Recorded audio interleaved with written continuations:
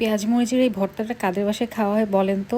আমাদের বাসায় তো দেখা যায় অনেক দিন যখন মাছ মাংস খাওয়া হয় তারপর কেউ আর কোনো তরকারি খেতে চায় না, একটু ভাত ভর্তা ডাল এগুলোই খেতে চায়। আসসালামু আলাইকুম, সবাইকে নতুন একটি ভিডিওতে ওয়েলকাম করছি।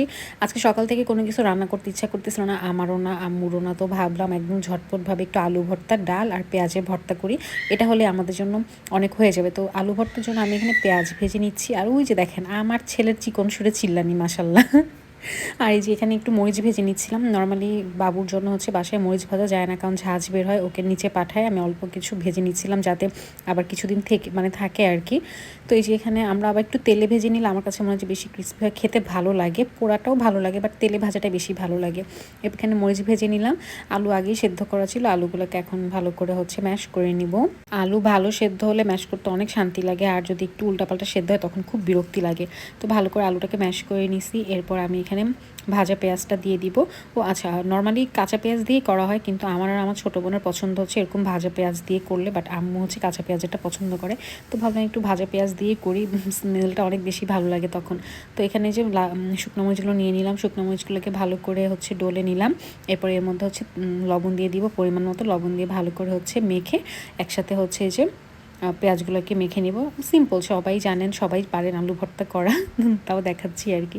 তো এখন এই যে সব কিছু ভালো করে মিক্স করে নিব। অনেক বেশি ঝাল হলে অনেক বেশি মজা লাগে খেতে, আর মরিচগুলো অনেক বেশি ঝাল ছিল, যার কারণে অনেক করলা দেওয়া লাগে নাই, অল্পতেই অনেক ঝাল হয়ে গেছে। আমার ঝাল খেতে অনেক ভালো লাগে, কিন্তু এখন একটু কম ঝাল খেতে পারি আসলে। এখন বলতে মোটামুটি 5-6 বছর ধরে কমই ঝাল খাই, বাট আগে অনেক বেশি ঝাল খেতাম। এখানে আমার আলু ভর্তা হচ্ছে রেডি হয়ে গেছে মাশাল্লাহ, একদম ঝাল ঝাল আলু ভর্তা, খেতে অনেক মজা হয়েছিল। এপাশে আমি ভাবলাম হচ্ছে কিছু কাঁচা পেঁয়াজ বেঁচে গেছিলো, ওগুলা দিয়ে একটু পেঁয়াজের ভর্তা করি। অনেক দিন এরকম ঝাল পেঁয়াজের ভর্তা খাওয়া হয় না, আমার এটা খুবই পছন্দ। আমার যখনই হচ্ছে তরকারি পছন্দ হতো না বাসায়, তখনই আমি হচ্ছে এরকম একটা মরিচ ডলে একটু পেঁয়াজ ডলে হচ্ছে সরিষার তেল দিয়ে মেখে আমি পেঁয়াজের ভর্তা করে ফেলতাম। এটা আমার আর আমার আব্বুর খুবই খুবই পছন্দ, মানে আমরা এই ভর্তাটার ফ্লেভারে ভাত খেতে পারবো এরকম। তো এখানেও পেঁয়াজ আর হচ্ছে মরিচ দিলাম। আর ভর্তার সময় আমরা একটু পেঁয়াজ মোটা করে কাটি, যাতে সুন্দর গচগচ করে দাঁতের নিচে, মানে একদম পাতলা করে কাটলে, চিকেন করে কাটলে না ওই মজাটা বা কচকচ করাটা পাওয়া যায় না আর কি। তো এই যে ভালো করে মাখানোর পর এখানে হচ্ছে তেল দিয়ে সুন্দর করে মাখাই নিলাম। এই যে ভর্তা আমার একদম রেডি, মাসাল্লাহ মাসাল্লাহ, অনেক বেশি মজা হয়েছিল।